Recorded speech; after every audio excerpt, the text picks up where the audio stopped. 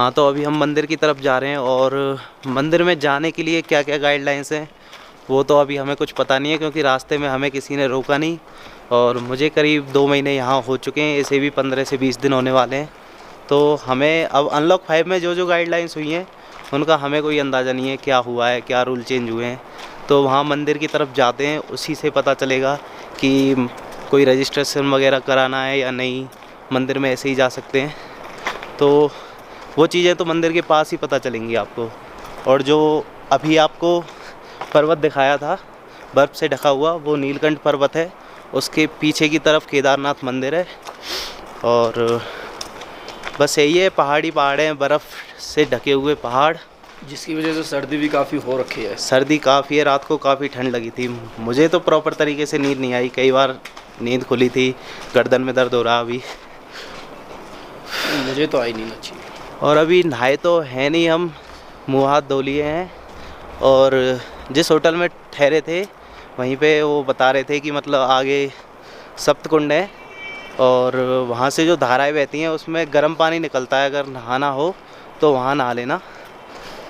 देखते हैं वहाँ जाकर क्या होता है। अगर मंदिर में जाना है तो नहाना तो पड़ेगा ही। और नज़ारे काफ़ी अच्छे हैं। ये जो पर्वत आप देख रहे हो यही है नीलकंठ पर्वत, और इसी के पीछे है केदारनाथ घाटी, और सामने एक झरना बहता हुआ। बर्फ़ अभी तो पड़ी नहीं है, पुरानी बर्फ़ है पहले की। हाँ, ये पहले की बर्फ़ है, अभी बर्फ़ पड़ना स्टार्ट नहीं हुई है। नवंबर में बर्फ़ पड़ेगी। और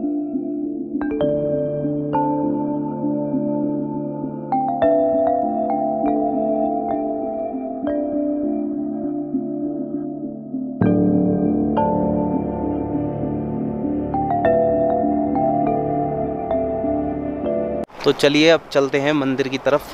पुलिस चौकी और ये निरीक्षण भवन, और आगे बद्रीनाथ मंदिर का रास्ता।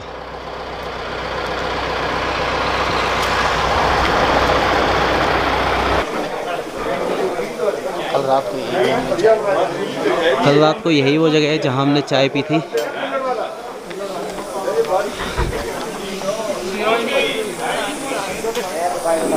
रेट काफ़ी ज़्यादा है यहाँ हर चीज़ के।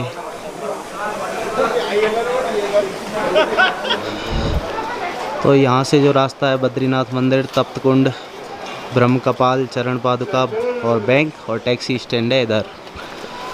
और हमें जाना है मंदिर की तरफ। मंदिर की कुछ मार्केट दुकानें।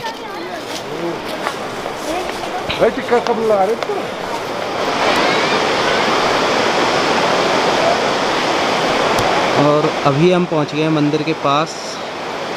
वो है भगवान बद्रीनाथ का मंदिर, और इसके ठीक नीचे है अलकनंदा नदी। और ये जो जाने का रास्ता है यहाँ से होते हुए तो मंदिर के लिए। तो हमारे जस्ट बगल में बह रही है अलकनंदा नदी, और वहाँ शायद ऊपर है तप्तकुंड, जो धाराएं निकलती हैं वहाँ से गर्म। वो जो पीछे ब्रिज है वो एग्ज़िट के लिए, और जिस रास्ते से हम जा रहे हैं वो ये है, यहाँ से एंट्री है। पुलिस वालों ने बताया कि इधर से जाना, उधर से एग्ज़िट है। नदी का पानी वैसे तो छुआ नहीं है, लेकिन देखने में लग रहा है इतना ज़्यादा ठंडा होगा कि आपकी हवा टाइट हो जाएगी। बिल्कुल। बताते हैं कि अलकनंदा नदी में अगर आप हाथ डालोगे तो वो जैसे ऐसा लगता है कि जैसे गल गया हो, और सप्तकुंड में अगर हाथ डालोगे तो ऐसा लगेगा जैसे जल गया हो। वाह, क्या राइमिंग है। हाँ, ऐसा ही है कुछ, गल गया हो और जल गया हो। और अब हम जा रहे हैं सप्तकुंड की तरफ। तो सामने पुल दिखाई दे रहा है आपको। पीछे जो है यहाँ से लाइन लग रही है मंदिर जाने के लिए। अभी मंदिर में एंट्री करने से पहले हमें पूछना पड़ेगा कि क्या क्या गाइडलाइन ज़रूरी है। बिल्कुल। ई पास ज़रूरी है नहीं, चलते हैं। मेरे हिसाब से तो शायद ई पास ज़रूरी होगा। हाँ, ई पास शायद ज़रूरी होगा। अब मंदिर के लिए कुछ नहीं चाहिए? कुछ नहीं, सारी चीज़ें हटा दी अब? कोई रास्ते में रोका किसी ने? नहीं। रास्ते में बोला था कि अंदर शायद मंदिर में नहीं, कोई नहीं। अब तो आप सीधे दर्शन करो। अच्छा, कुछ नहीं है। तो यहाँ पर एक अंकल जी हैं, उन्होंने बताया कि मंदिर में जाने के लिए अब कुछ नहीं चाहिए, सारी चीज़ें हैं जो हट चुकी हैं। आप यहाँ पर नहाओ और सीधे मंदिर में दर्शन करने के लिए जाओ। हाँ एक दिन तो अभी हम पहुंच चुके हैं सप्तकुंड की धाराओं में। कुंड में तो शायद नहाने नहीं दे रहे हैं, लेकिन जो धाराएं हैं बताते हैं कि पानी बहुत गर्म होता है। हाथ लगा के देख, बस जलना जाएगा। जलेगा ना, हल्का सा लगेगा। देखते हैं बात सच है कि नहीं। पानी बताते हैं कि बहुत गर्म होता है। कैसा है? गर्म है, पानी गर्म है तो हम नहा सकते हैं यहाँ पर। नहाने के लिए भी ज़्यादा गर्म है, लेकिन नहाने के लिए भी ज़्यादा गर्म है।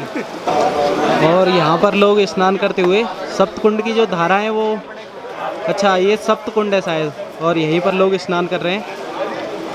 हम भी अब यहीं से नहा करके जाएंगे मंदिर में। पानी इतना गर्म है, लोग नहा तो रहे हैं, पता नहीं कैसे नहा रहे हैं।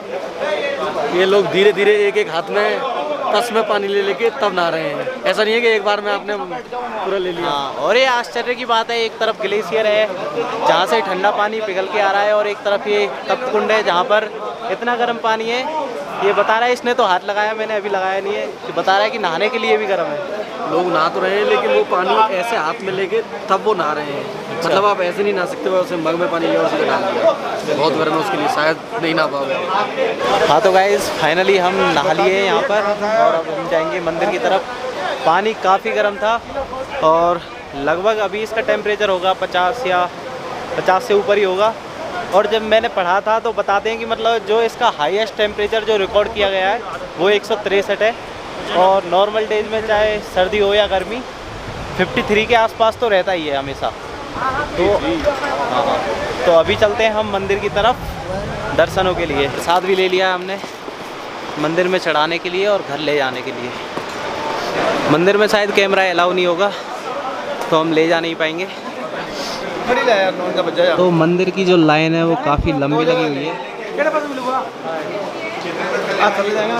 तो यहाँ पे दुकान वाले बता रहे थे कि मतलब ये जो भीड़ हो रही है वो 2 दिनों से ही हो रही है। पहले तो सब कुछ बंद था, बस लोकल लोग ही आ रहे थे यहाँ के, और या फिर जो ई पास वगैरह बनवा के आ रहे थे वही आ पा रहे थे। तो चलिए चलते हैं अंदर की तरफ दर्शनों के लिए।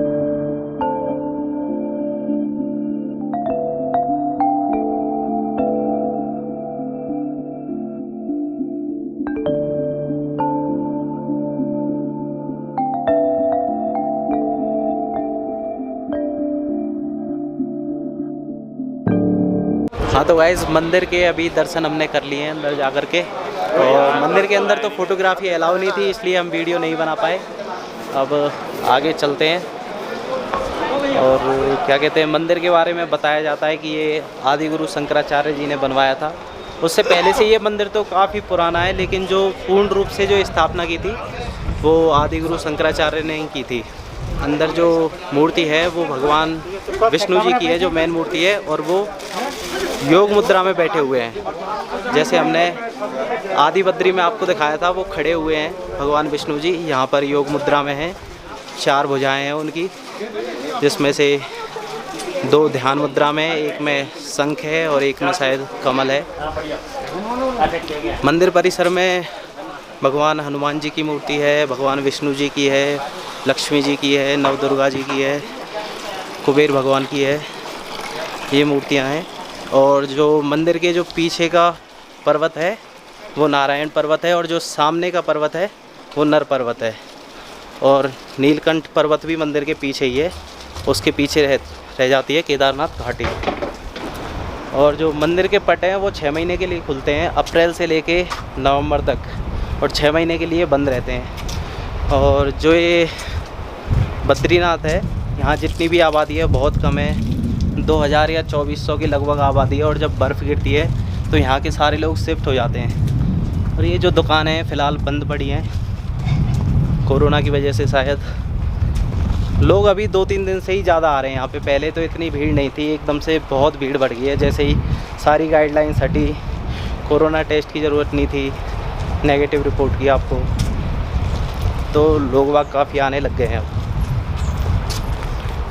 अब देखते हैं कहाँ जाते हैं हम। एक माणा गांव है जो नियर चाइना बॉर्डर के पास है, वहाँ जाने की कोशिश करते हैं। लोगों से पता चला था कि मतलब वहाँ के जो लोग बाग हैं वो अंदर गांव में नहीं आने दे रहे हैं। वैसे सरकार ने तो सब कुछ खोल दिया है, लेकिन जो गांव के लोग हैं वो नहीं आने दे रहे।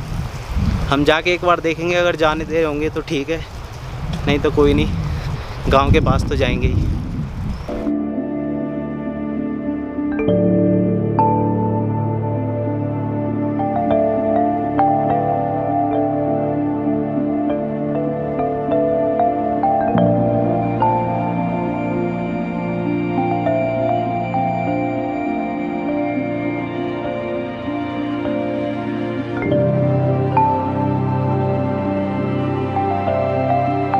और जो ये बद्रीनाथ मंदिर है वो चमोली डिस्ट्रिक्ट और गढ़वाल क्षेत्र में पड़ता है। हम जब रास्ते में आए थे तो जो बद्रीनाथ जी के मंदिर हैं वो पंचबद्रियों का समूह है। एक आदि बद्री जो हमें रास्ते में मिले थे, वृद्ध बद्री, भविष्य बद्री और ध्यान योग बद्री, और जहाँ हम अभी हैं वो विशाल बद्री हैं।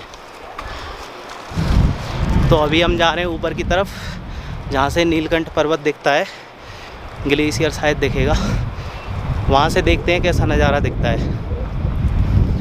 तो नीलकंठ पर्वत की ओर बढ़ रहे थे और रास्ते में ही मिल गया एक प्यारा सा झरना, तो उसके नज़ारे दिखाते हैं आपको। पहले दिखाया था आपको दूर से, पहले दूर से दिखाया था, दिखाएंगे, और अब दिखाएंगे पास से, वो भी देखिए एकदम पास से।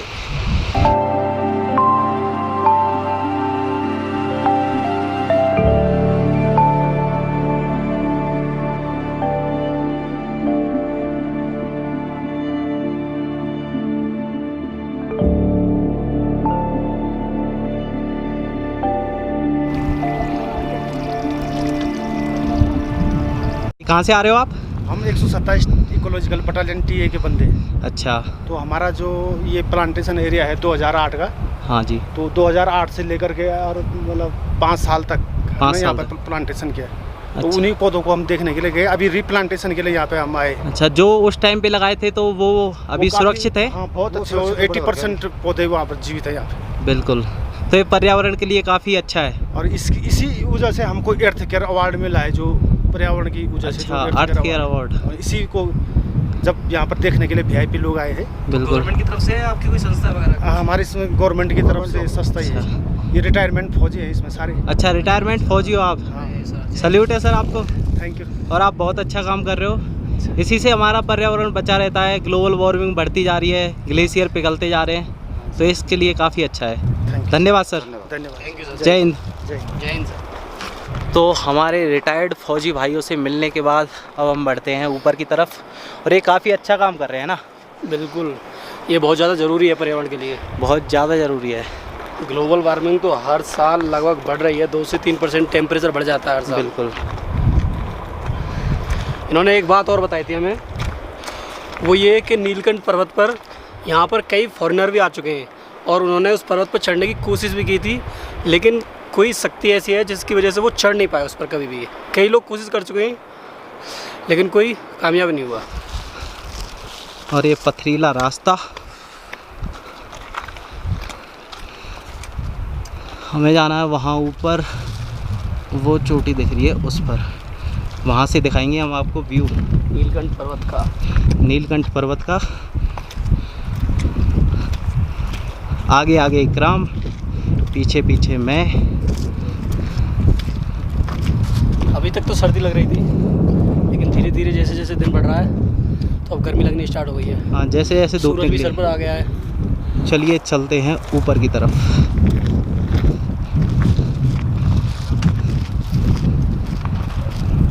हम काफ़ी थक चुके हैं, और जैसे जब से हम उत्तराखंड में आए और कोई भी माउंटेन अगर चढ़ते हैं तो हमें ऐसी फीलिंग आती है जैसे हम पर्वतारोही हों, ट्रैकिंग कर रहे हों।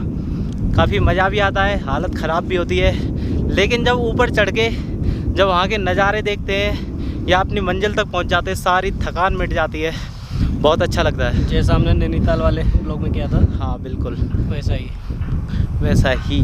और अभी हमें थोड़ा सा और ऊपर जाना है बस, और यहाँ पर एक पाइपलाइन है जो बिछा रखी है, जो फूटी पड़ी है, उसमें से पानी निकल रहा है। ऐसा लग रहा है जैसे बारिश हो रही है, धीमी धीमी बौछारों की बूंद हाथ के ऊपर पड़ रही हैं और बारिश का अनुभव हो रहा है। मज़ा आ रहा है मुझे, मज़ा आ रहा है। और हमारा गला सूख गया था, वो तो रास्ते में पानी मिल गया तो वो पी लिया, और फिर से गला सूखने लगा है धीरे धीरे। उतरने में इतनी कठिनाई नहीं होगी, लेकिन ऊपर चढ़ने में काफ़ी कठिनाई होती है। और यहाँ से आप बद्रीनाथ का व्यू देख सकते हो, पूरा जो शहर बसा हुआ है।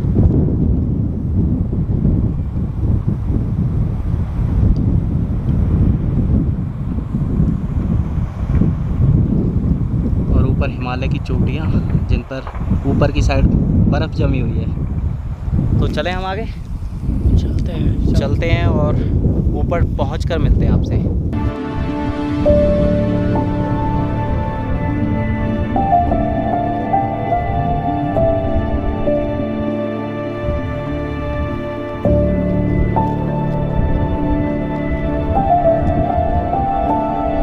हाँ, तो अभी हम जिस चोटी की बात कर रहे थे वहाँ पे आ चुके हैं और यहाँ से नज़ारा काफ़ी अच्छा है। ट्रैक तो हालांकि बहुत आगे तक गया है, नीलकंठ पर्वत तक शायद, लेकिन हमारे पास इतना टाइम नहीं है। हमें माना विलेज भी जाना है यहाँ से, और हमारे होटल का जो चेकआउट का टाइम है वो 12 बजे का है, लगभग 10 बज चुके हैं। तो हम यहाँ से निकलेंगे और आपको यहाँ के नज़ारे दिखाते हैं। कैसा लगा यहाँ आकर? अद्भुत, अविश्वसनीय, अकल्पनीय, मज़ेदार, सच में एकदम शांत माहौल है। और शांत माहौल में रह के मुझे बहुत अच्छा लगता है। और ठंडी ठंडी हवा, सीधे बर्फ़ वाले पहाड़ों से हवा आ रही है और हमारे कानों को लगती है तो बहुत ठंडा लगता है। और अब देखिए आप नज़ारे।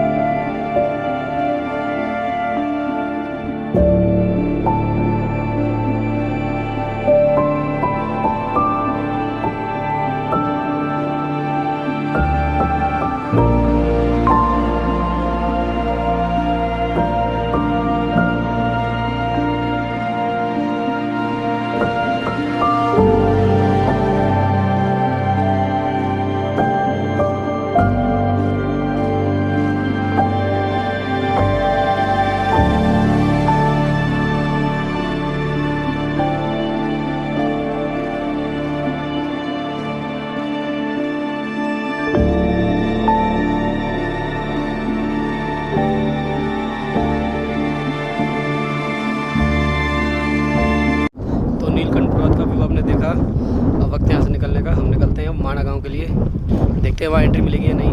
गांव वाले तो जाने नहीं दे रहे। यहाँ पे एक पंडित जी उन्होंने बताया था, तो चलते हैं। अगर वहाँ पे जाने देते हैं तो वहाँ बस से चाइना बॉर्डर लगभग 24 किलोमीटर दूर है। हाँ, और वो वैसे भी इंडिया का लास्ट गाँव है, उससे आगे जाने भी नहीं देते किसी को। हाँ, बस आर्मी वगैरह वाले ही वही जाते हैं, आर्मी वाले। हाँ, बाकी विलेज वाला कोई नहीं आता।